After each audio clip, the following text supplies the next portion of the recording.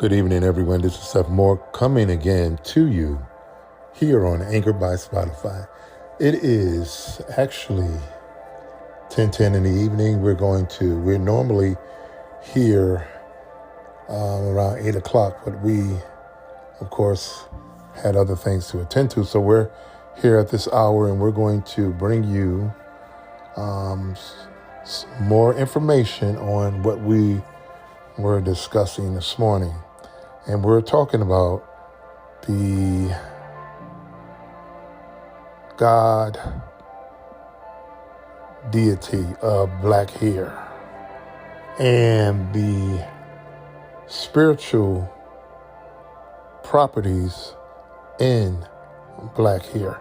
And so we want to read you some more proof of the sanctity of black hair and its divine, as I mentioned on this morning, its divine properties and its divine origin. Okay, and so it's good to be back. I hope you guys had a great day. I love you, even if you don't love me. But again, I say for all those of you who are not haters and don't have consternation about anyone in regards to the way you're feeling about yourself, basically, hit the like, share, and subscribe. Because if you're feeling some kind of way, then it means you have work to do spiritually. And so we're going to get into this. And as always, and we always say that we bring you stuff that can actually lift you up and give you back your divine power. It's give you back your divine power because you have it. It's a matter of whether or not you know it. And even more than that, if you even use it.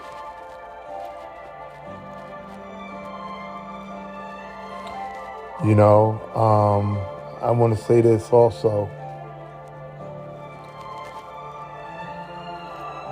that you're either changing every moment, you're evolving, or you're stuck. See, because the universe is an ever-evolving process. And if you are coalesced, and if you are within the realm and functioning of everything that's in the universe because you are, and it's in you, then you're evolving spiritually. And if you haven't been evolving spiritually, it simply means you're stuck where you shouldn't be. And you need to get out of that pattern or that place where you've been stuck. Because it's not comfortable. It's not heightening your awareness, your spiritual awareness of what's happening all the time within you, around you, for you, and to you.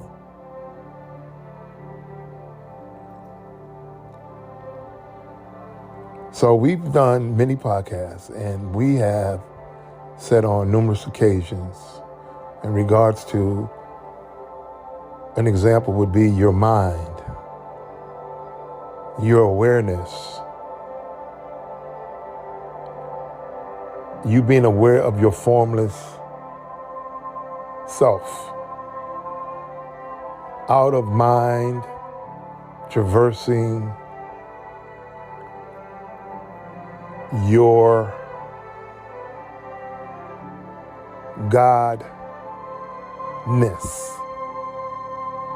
Okay, being aware of what and who you are. in a real profound way.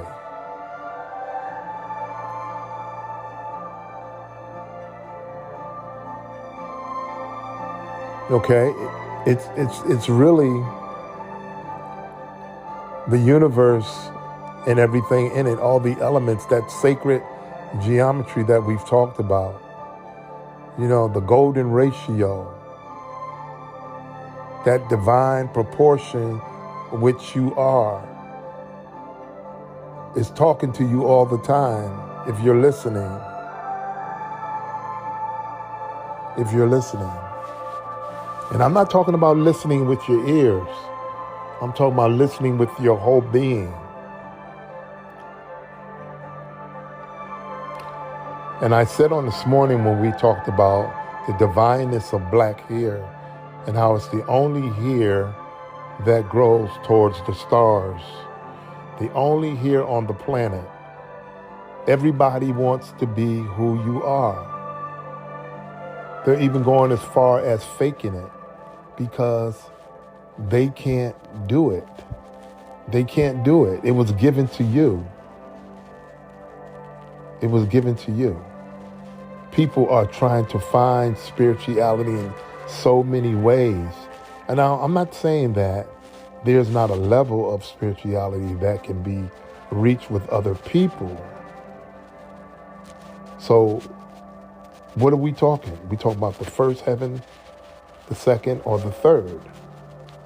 See, and you have what's within you, within the universe, which you are, where you can transcend and you can be right there where it's all taking place. That is the difference. That's the difference with you. That is the difference. That's the total difference with people like you, like me, black folks. We have that divine proportion that's been given to us by the Creator. We're going to read, okay? Pay attention. The ancients viewed the sacred image of the divine as black and woolly-haired, which was referred to as the hair of the gods and a sign of divinity. And it talks about below is a partial list of black deities. Okay, and we'll talk about this. So those black deities were Osiris, Asar. Okay, the husband of Isis, Aset, was sun-rayed and black with woolly hair, and was also the greatest of they say the Egyptians, which we know was a given name by the Greeks, which they're the Kemites. Okay, Egyptian gods who was known as the Great Black, similar to Krishna's title. His chief title means Lord of the Perfect Black. Listen to this, y'all. Lord of the Perfect Black. Buddha of India was black. In case some of y'all didn't know. Buddha of India was black, and that is the reason his woolly hair is always shown in small, tight curls, as in cornrows. Y'all familiar with cornrows, ladies, black ladies? Early figurines of him depicted his African features with a wide nose and full lips. In the most ancient temples of Asia and India, the statues of the gods and goddesses have African features and woolly hair in peppercorn style or in dreadlocks. The divine proportion, as we talked about, Zeus, the top god and father of the gods in Greek mythology, was naturally black with woolly hair. Y'all didn't know that, did you?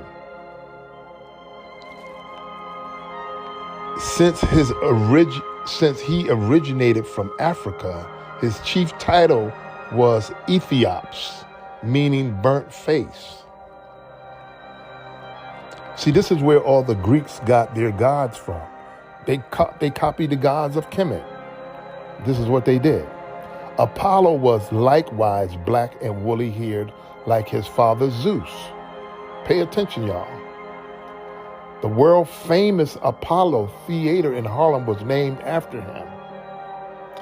See, this is where, the whole whitewashing thing took place and how they made the gods of Africa, like Zeus, Apollo,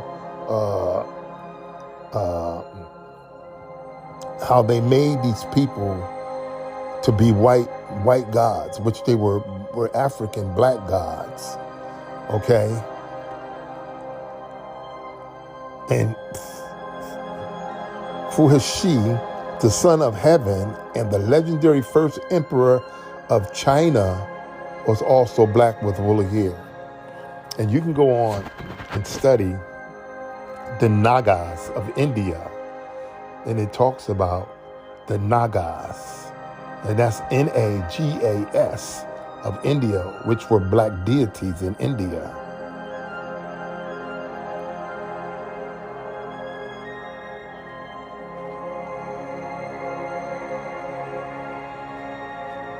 The Lao of Taoism was born of a virgin, black in complexion, and was described as marvelous and beautiful as jasper. Splendid temples were erected in his honor, where he was worshipped as a god.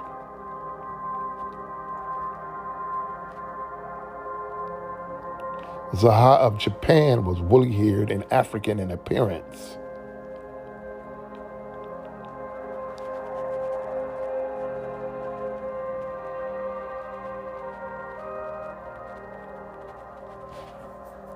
And Quetzalcoatl of Mexico, I think I'm saying his name wrong, he was recognized as the Messiah by seers and astrologers. His head was rayed, his complexion was black, and his hair was woolly. Between the 14th and 16th centuries, during the Aztec era,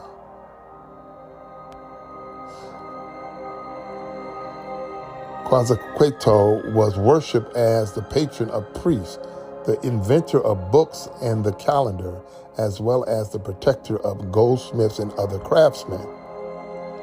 Was also looked upon as the symbol of death and resurrection, contrary to statements made by the friars. He was never blonde nor white.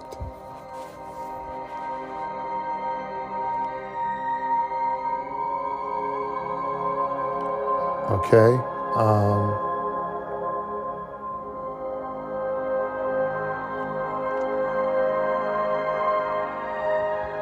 These some hellified names here. Alixtan is the name of the Mexican god, meaning black face. Many ancient Mexican gods are portrayed jet black with African features, and of course, this is why it's not surprising when they found the bus in Mexico, over 100 years ago or more, where they found the bus in Mexico of these African heads, and they at this time are displaying them. They have one, as a matter of fact, outside of the Smithsonian in Washington, D.C. I was walking by one day, and I happened to see it outside on a big, concrete pedestal, and it shows you the African features of these heads. And they found many of them where the way they were constructed, they had helmets of armor that signified their warrior status in the continent.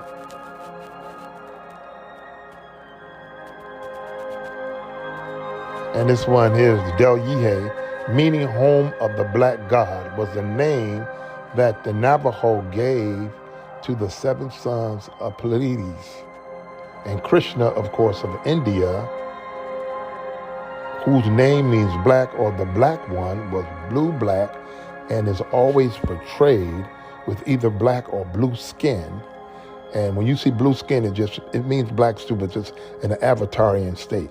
and woolly hair, which was sometimes shown in locks, according to the Cambridge Encyclopedia. The gods of ancient India are usually shown wearing Ethiopian crowns on their heads. Okay, and Brahma Samhita is a Sanskrit text that is composed of verses of prayer glorifying the Supreme Lord Krishna or Govinda at the beginning of creation. Chapter 5, you can find this, verse 36 reads, I worship Govinda, the primal Lord, and his bodily color resembles the color of a fresh black cloud, although his bodily features are more beautiful than millions of cupids. And it goes on to say in the chapter 6, the Lord was dressed in yellow garments and had a blackish complexion. The Sanskrit word Krishna literally means black, dark or dark blue. Krishna is also called Sayama, the blackest one, or the beautiful dark boy with a blackish color. Vishnu of the Hindu god.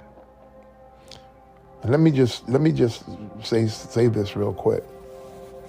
Well, not real quick, but let me see. These are all the things, y'all, that have been hidden. They don't want you to know. And so that's why there's always been so much focus on trying to whitewash deities and superheroes and all the gods of antiquity. And when you're talking about all the gods of these different lands, masses, these, around the globe, what you have to understand is that the black man and woman, we ruled the planet for thousands of years, thousands upon thousands. And we're talking about way more than 5,000, 10,000 years. We've been ruling this planet for millions of years. And see, all of this truth is being unveiled. And this is why, when I was mentioning on the last podcast, how that not only did our ancestors rule the planet, we brought heaven to earth. So as I mentioned before, as above, so below. So we're not only, this is why this is so important. We're not only being able to do the things that we're doing,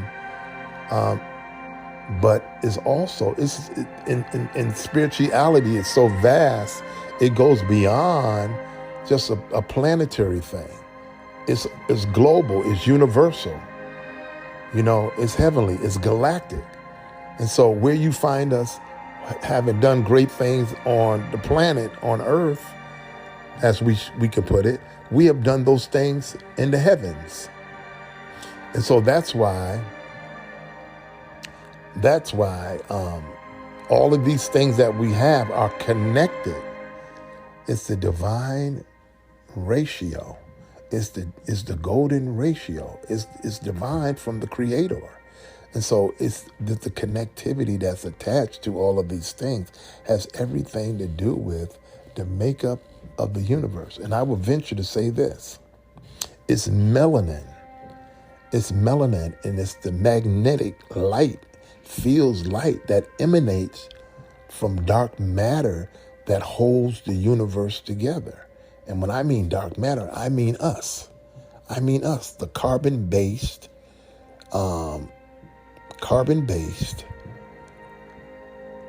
symmetry of the sacred geometry.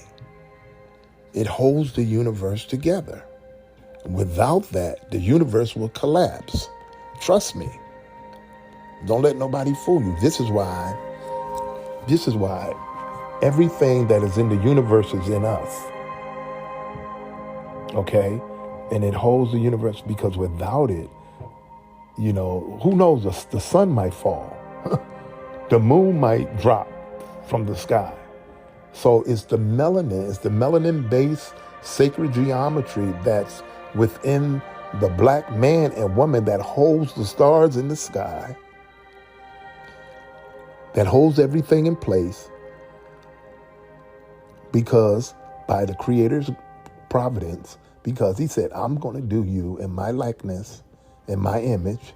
And so if that is the case, we have everything in us that's in he, she, him, that duality, right? So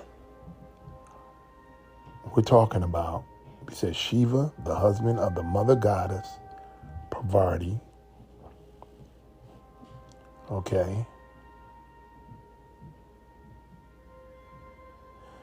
And it says Vishnu, Hindu, the Hindu god, meaning all pervasive in Sanskrit, left is the protector and preserver of the universe, and even regarded as the supreme god by Hindu. Shiva, the husband of mother goddess Parvati, right, is the Hindu god of destruction and restoration, whose aspect is usually terrifying, but can also be gentle.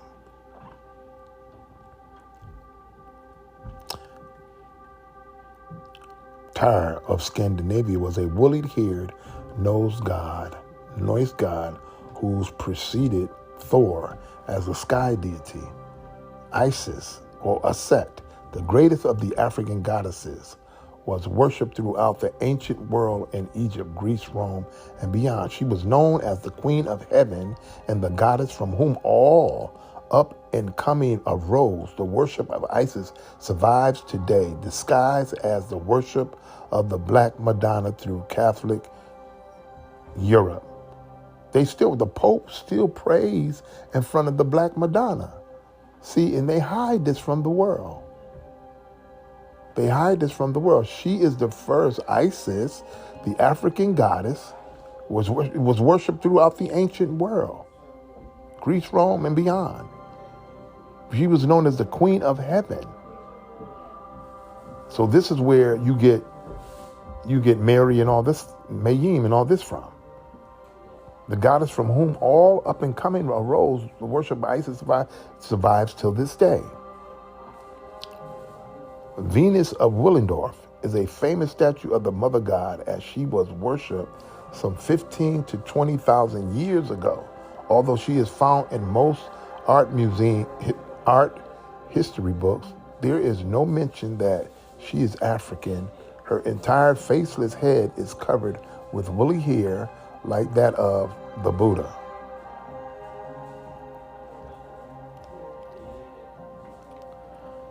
Okay. Kali or Kalek was known as the Black Queen in medieval legends, and to the Celts as the mother of many races. The Spanish called her Khalifa. Okay, this is where you get the name California from, Khalifa. The Spanish called her Khalifa and gave her name to their newly discovered paradise, which is now called California. That's where you get the name Queen Khalifa from. Okay? When I lived in LA back in the early 2000s, downtown LA, they have a plaque where it talks about this black woman and how she took in a lot of the Mexicans when they came in and how she raised them. It's very historical, the history that's there. And you know how they talk about, you know, these certain places belong to, you have Africans that inhabit these places and these areas before anyone else. Anyone else, trust me, they were there. Kali, meaning the black one, was the great black mother as well as the Hindu triple goddess of creation, preservation, and destruction. She is also known as Kalakamata, Black Earth Mother, or Kalaratri, Black Night, and among Tamils, she is known as Kodave. Kali is worshipped particularly in Bengal, and her best known temples are Kaligat. And, oh man, these words are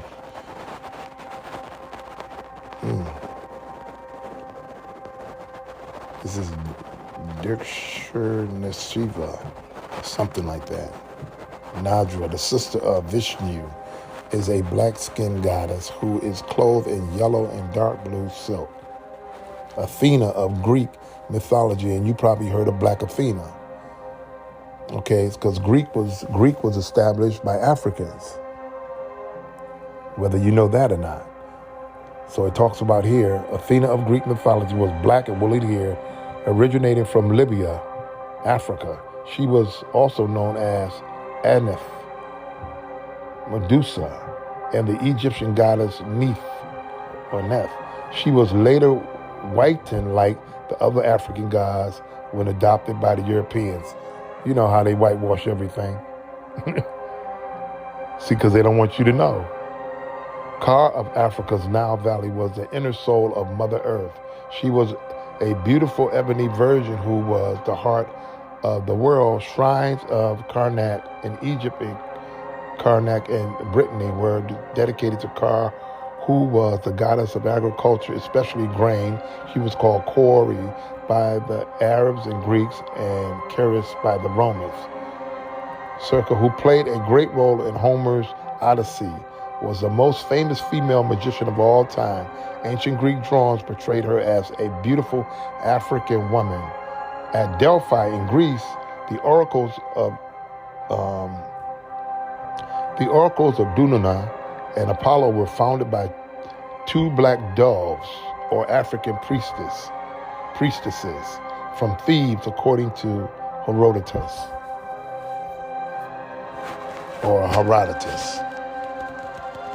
Now, see, this is why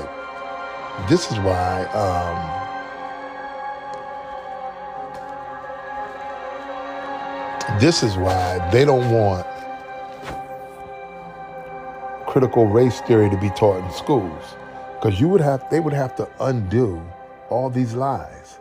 And see, they don't want these children, particularly, they don't want these white children to know that Africans once ruled everything. See, so they're fighting tooth and nail so that, among other things, so this type of curriculum won't be introduced into the school system. See, because, they just want to do every February, Martin Luther King, Rosa Parks, every now and again they'll throw in Nat Turner, or they'll talk about the Black Wall Street, or they might throw in the Divine Nine or something like that, but they don't want to talk about the real history, not just of this country. We're talking about the globe. We're talking about the world and the contributions that Africans made to the world. They don't want to talk about how the Africans came and civilized the Europeans. See, they don't want this kind of stuff in schools because it will crush, it will dismantle all these lies that have been going on for eons. And it will cause people to look at the history obviously totally different. They will be like, y'all, they did all of that? What did we do? Where was we at? See, they don't want that. They don't want the truth. This is the problem with the CRT, is that they don't want the truth.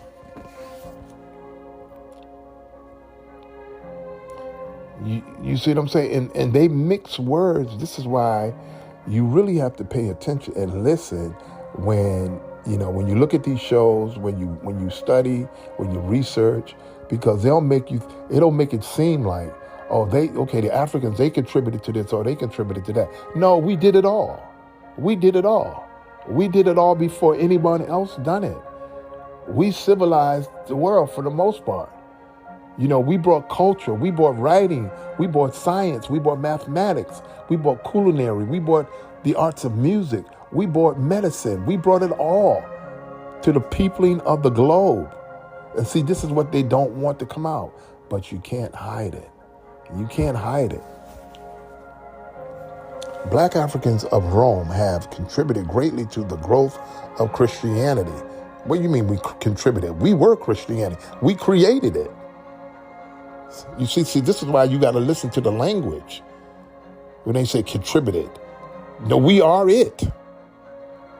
We brought y'all in. See what you have to understand. these people, unfortunately, they don't want to be left out. They don't want to seem as though they didn't do anything. But they didn't. But they really didn't. They made a mess of everything when they got a hold of it. That's what they did do. But Christianity comes out of Kemet. It was borrowed from Kemetic theology. And then when the Ethiopians picked up Christianity, which they were the first people outside of Kemet and so forth that took Christianity and established it for 3,000 years. Okay, when Rome or Greece, I'm talking about not the original habits of Greece and Rome. I'm talking about after the blacks had basically, left those areas in Greece and Rome. And when they picked it up, they got it and it became bastardized. But listen, contributed greatly to the growth of Christianity and the development of the Roman Catholic doctrine. Three of the greatest scholars and founding theologians of Christianity were black Romans. They had three black popes, okay, who included Tertullian, Cyprian, and St. Augustine. But the greatest contributions were made by these three black popes: Pope Victor I, Pope Matildas, and Pope Gelasius I. Pope Victor I, the 14th Pope, served from 189 AD through 199 AD. In 189 AD, there was major controversy regarding the date of Easter, which was celebrated in Asia on the 14th day after the full moon. This fell on any day of the week,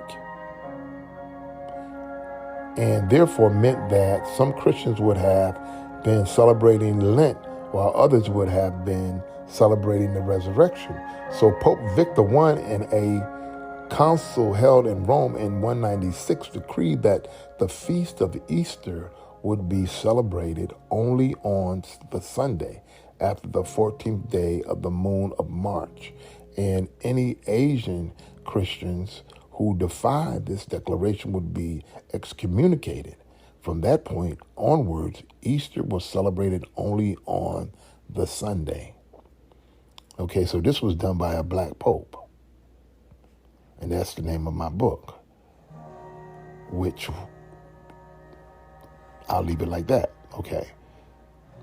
Also, under the influence of the black theologian Tertullian, Pope Victor I, who is now celebrated as a saint with his feast day of the July 28th, declared that Greek would be replaced by Latin as the official language of the Church of Rome. Pope Victor was therefore the first to celebrate Mass in Rome using Latin, the common language of the people.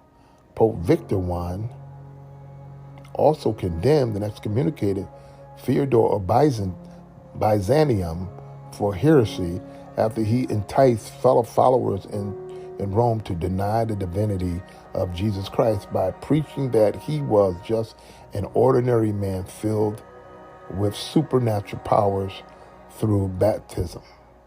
When the black Romans with Victor and Tertullian were in control of the religious world, you hear that, y'all? When the black Romans with Victor and Tertullian were in control of the religious world, they also gained political and military power in 193 AD through Septimius Severus. He was a black man, a black Roman who became the Roman emperor. He did not forget his roots, however, and made hefty donations to the city's poor while also employing them in massive building projects. Septimius Severus was succeeded as emperor by his son Caracalla from 211 AD until 217 AD. So this is what I say to people all the time listening. Who you think built the Vatican? I mean, think about this, y'all. Who do you think built the Vatican? that you see every day now. When you look on TV, who you think built the Vatican? St. Peter's Square. Who you think built all that? It was black men. Trust me. Because, believe me, they had white slaves back then as well. But you had all these genius people in the world at this time that were coming from the continent, because they have already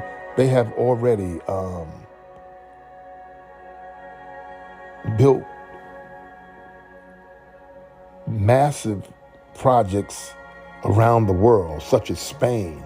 Anywhere you went around the world, these great edifices, these great cultures, these great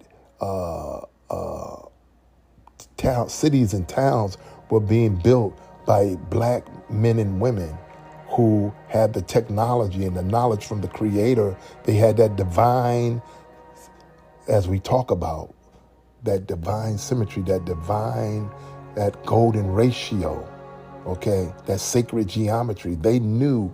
You're talking about the greatest astronomers, the greatest doctors, the greatest, mathematicians in the world, who were going globally around the world, making their presence known. Okay, so what we're going to do, we're going to stop there and we're going to come back. We're going to come back and we're going to read some more to you. So give us a moment and we'll pick up. And if we don't pick up again tonight, we'll see you the first thing in the morning. So remember to visit us here on Anchor by Spotify, Seth Moore. You can find us, of course, on Patreon, Podbean, Apple Music, Amazon, Budsprout, and many more sites where you can visit us and hear us. And make sure that you like, share, and subscribe. And we will see you the next time.